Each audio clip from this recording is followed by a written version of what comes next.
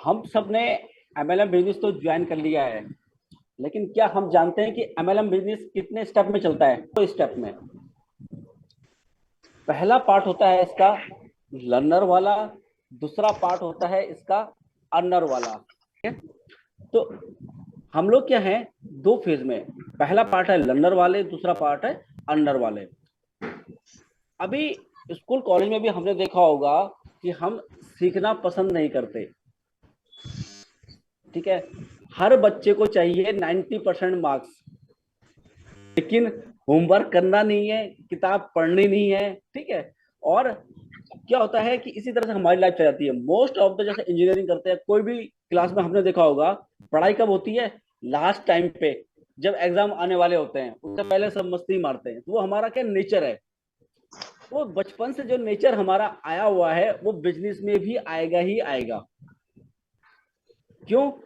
हमारा आज हम जहां पर भी हैं वहां पे आज हम अपने नॉलेज की वजह से ही हैं, और इन फ्यूचर भी जाएंगे तो अपने नॉलेज की वजह से ही जाएंगे। राइट? सीधी बात है। तो हमें कहाँ काम करना है? अपने नॉलेज करना है। नॉलेज क्या होता है?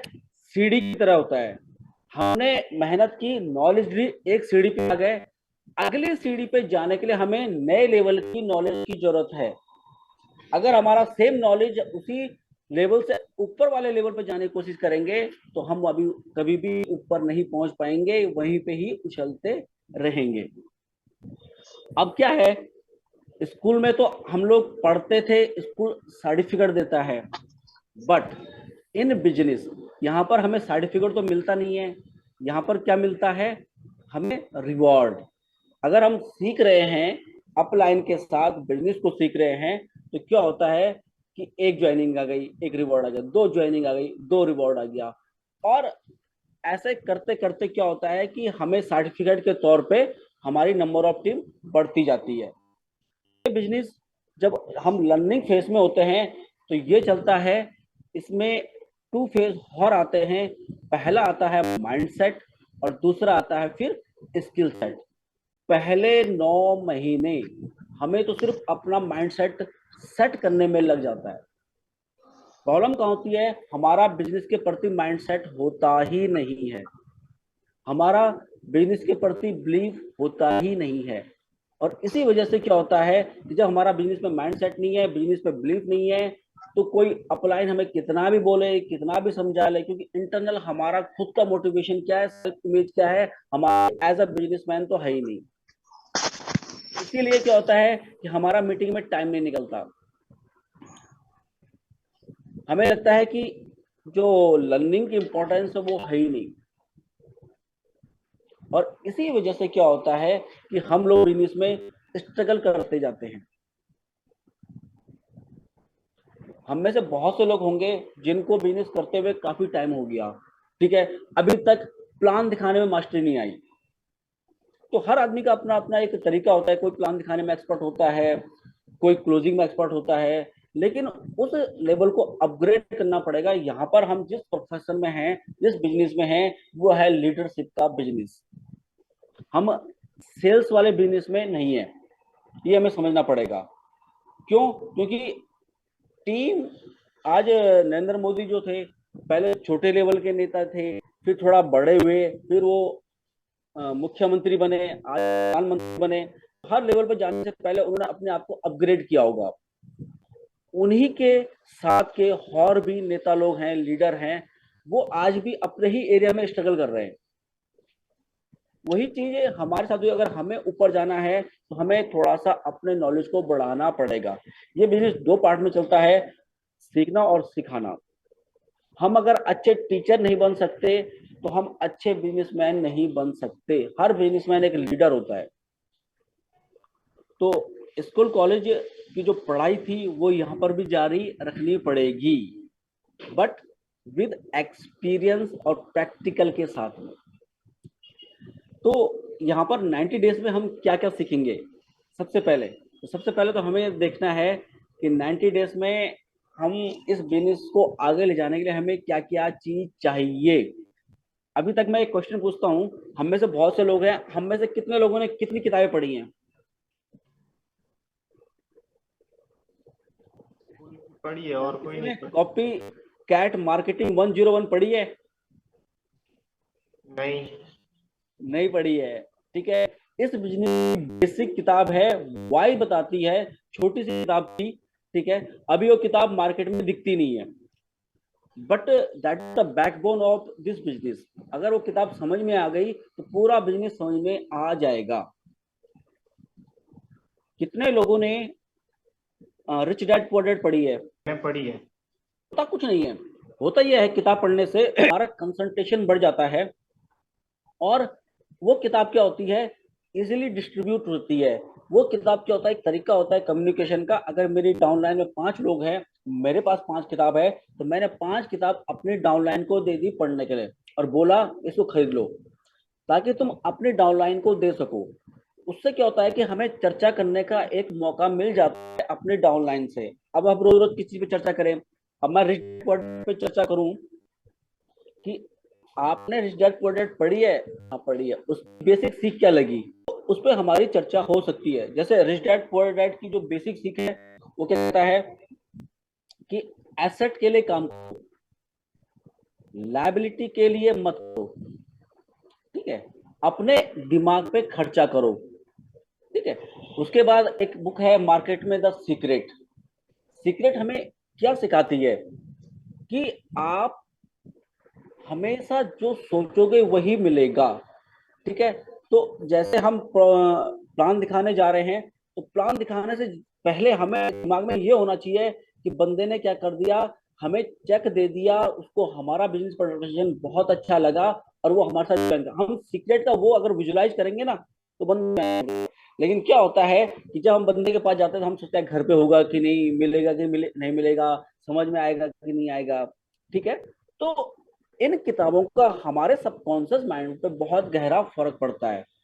कितने लोगों ने थिंक एंड ग्रो रिच पढ़ी है? ठीक है, जबरदस्त बुक है। वो बुक क्या है कि एक आदमी ने, नेपोलियन हिल ने 20 साल रिसर्च करी, और उसने जितने सेल्फ मेड मिलियनर्स थे, मतलब जो लोग हमारी तरह गरीब थे और अपने दम पे करोड़पति बने हैं, उन लोगों पे रिसर्च किया 20 साल तक। वो एक उसके लिए काम करते थे, न्यूज़पेपर के लिए, और उसका एक आर्टिकल लिखते थे। तो वो बुक क्या है, उनके 20 साल में जितने आर्टिकल उन्होंने लिखे थे, उनका एक सेंट्रल आइडिया था, उनका एक समरी था, और वो उस बुक की वजह से वो बंदा खुद मिलियनर बन गया दूसरों के बताने में ठीक है। अब इस बुक को पढ़ने से, अभी हमारे बिजनेस की जो बाइबल पढ़ी बोली जाती है, वो एक ही किताब है, वो है सवाल ही जवाब है, एलन पीज। कितने लोगों ने पढ़ी है? ठीक है। सवाल ही जवाब ऐसी किताब है, अगर आपने उसको पढ़ ली ना, तो कोई अगर आपको मना कर रहा है तो आपको फर्क पड़ने वाला नहीं, बस। और मैंने उसी बुक पे काम किया है, सवाल ही जवाब पे। अब क्या होता है, इन बुक से क्या होता है कि हमारी टीम के साथ कम्युनिकेशन बन जाता है, नॉलेज बढ़ जाता है, और आज तक इनके रूल्स चेंज नहीं हुए बुक के। अब हम इसमें क्या क्या सीखते हैं जो हमें सीखने लायक है? सबसे पहले हम सीखते हैं प्रोस्पेक्टिंग। प्रोस्पेक्टिंग क्या होता है, कैसे प्रोस्पेक्टिंग की जाती है? तो प्रोस्पेक्टिंग सीखने के लिए एक टर्म निकल के आता है, वो आता है स्पिन। कि अभी हमें नए बंदा मिला, नए बंदे से हम क्या सवाल पूछें कि वो हमारे साथ मीटिंग करने के लिए, हमारा प्लान दिखाने के लिए रेडी हो जाए। तो ये प्रोस्पेक्टिंग हमें सीखनी पड़ती है, और लगता है कि प्रोस्पेक्टिंग सीखनी चाहिए। Yes yes. सबसे बिजनेस का जो पार्ट है वो है प्रोस्पेक्टिंग, ठीक है। किसी भी नए बंदे से हमें मिला, हमें 2 से 3 मिनट में उसके बारे में पूरी सिचुएशन पता कर ली और उसको बिजनेस के लिए पिच कर दिया। तो वो अगर हमने प्रोस्पेक्टिंग सीखी है, प्रोस्पेक्टिंग बुक पढ़ी है, तो हमें क्या हो जाएगा, उसमें हेल्प मिल जाएगी। सेम एक जैसे क्वेश्चन होते हैं, ठीक है। अब वो बंदा हमारे को बात करने के लिए वो करता है, तरसता है कि भाई हमें इससे मिलना है। अगर हमारी प्रोस्पेक्टिंग प्रॉपर तरीके से है तो वो बंदा हमसे हमारा नंबर लेगा, हमसे बोलेगा कि मैं तुम्हें कॉल करूंगा। और अगर हमारी प्रोस्पेक्टिंग अच्छी नहीं है ना, तो हम बंदे को टाइम मांगते रहेंगे, अरे यार टाइम दे दे, 1 घंटा दे दे, तो वो प्रोस्पेक्टिव स्किल को प्रैक्टिकली प्रैक्टिस करना पड़ेगा। दूसरा क्या होता है कि कॉलिंग, हम लोग कॉलिंग कैसे करते हैं, तो कॉलिंग भी एक क्या है, स्किल है, इसको सीखना पड़ता है। हर एक आदमी कॉलिंग कर रहा है तो कोई उठा ही नहीं रहा है, दूसरा आदमी कॉलिंग कर रहा है तो तुरंत बंदा रेडी हो जा रहा है उसकी बात से डेमो देखने के लिए। फिर होता है इनविटेशन, जैसे हम लोगों को इनवाइट करते हैं, तो उस इनविटेशन को हमने आज तक सीखा नहीं है, इसलिए हम इनवाइट कर नहीं पाते। फिर होता है जब हम इन बुक को पढ़ते हैं तो अपनी पर्सनालिटी डेवलपमेंट। अब पर्सनालिटी डेवलपमेंट कैसे करनी है, हमारी जो सेल्फ इमेज है क्या है, लो है। अभी मेरे साथ एक बंदा है, उसकी मैंने उसको ये बोला, मैंने कहा तेरे को अगर अपनी पर्सनालिटी डेवलपमेंट करनी है ना, अपनी इमेज को डेवलप करना पड़ेगा। और इसका सबसे बढ़िया तरीका है कि आईने के सामने खड़े होकर, मैंने कहा तेरे पास सूट है, कह रहा नहीं है। मैंने कहा तू सूट खरीद ले, सूट खरीद के आईने के सामने बैठेगा, खड़ा होगा और अपने आप से बातें करेगा ना, सेल्फ कम्युनिकेशन, तो उसी से कॉन्फिडेंस बढ़ जाएगा। प्रॉब्लम क्या है कि हमारी जो सेल्फ इमेज इतनी लो है ना कि हम अपने आप को बिजनेसमैन समझते ही नहीं है, हम अपने आप को लीडर समझते ही नहीं है। और जब हम अपने आप को लीडर नहीं समझेंगे, अपने आप, हमारा काम है दूसरे को कुछ देना, हम, हमारा जो प्रोस्पेक्ट है ना, हम देना चाह रहे हैं उसको, हमारा गिविंग वाला वो एस्पेक्ट होना चाहिए कि हम बंदे को कुछ दे रहे हैं। कब होगा, जब हमारी सेल्फ इमेज बड़ी होगी। हमारी सेल्फ इमेज क्या होती है, छोटी है। वो किसकी वजह से है, हमारे नॉलेज की वजह से। अगर हम लगातार ट्रेनिंग में आ रहे हैं, लगातार नॉलेज ले रहे हैं, लगातार बुक पढ़ रहे हैं, उससे क्या होता है, हमारा ही बिलीफ बढ़ रहा है। सबको क्लियर हो रहा है, सब सेम पेज पे है ना, ठीक है। अब जब हमारा 90 डेज के अंदर रेगुलर बुक्स के साथ में नॉलेज बढ़ता रहेगा, तो नॉलेज पढ़ने से क्या होगा, बिलीफ होगा। अभी कल क्या हुआ, मेरे साथ कुछ लोगों की बहस हो रही थी, वो धर्म की बातें कर रहे थे, ठीक है। तो अभी क्या होता है, कुछ लोग कहीं पे किसी धर्म से कनेक्टेड होते हैं, तो वहां पर क्या होता है कि वो वहां पे उनको शिक्षा दी जाती है, वो कुछ पढ़ लेते हैं, जैसे किसी ने गीता पढ़ ली, किसी ने दूसरा कोई ग्रंथ पढ़ लिया। अब उनको क्या लगता है कि उनका बिलीफ लेवल हाई हो जाता है, होता ही नहीं होता है। आप उनसे बहस करो, फिर वो हमसे बोलेंगे अरे तुम्हें पता नहीं कि कितने पुराण होते हैं, तुम्हें पता नहीं कि कितने होते हैं, अरे तो बच्चे बच्चे को पता है। ऐसा क्यों हुआ, क्योंकि उन्होंने वहां पे उस चीज की पढ़ाई करी, पढ़ाई करने से क्या हुआ, उनका बिलीफ लेवल बढ़ गया।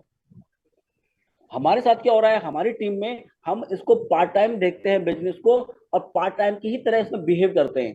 इसीलिए क्या होता है कि वो जिंदगी कट जाती है पार्ट टाइम में, बिजनेस से हम बाहर भी हो जाते हैं, लेकिन इस बिजनेस पे हमारा बिलीफ नहीं बढ़ पाता। और उसका सबसे जो मेन रीजन है वो है हमारी इस बिजनेस में लर्निंग, हमारी लर्निंग नहीं हो रही है। तो ये हो गया फेज 1।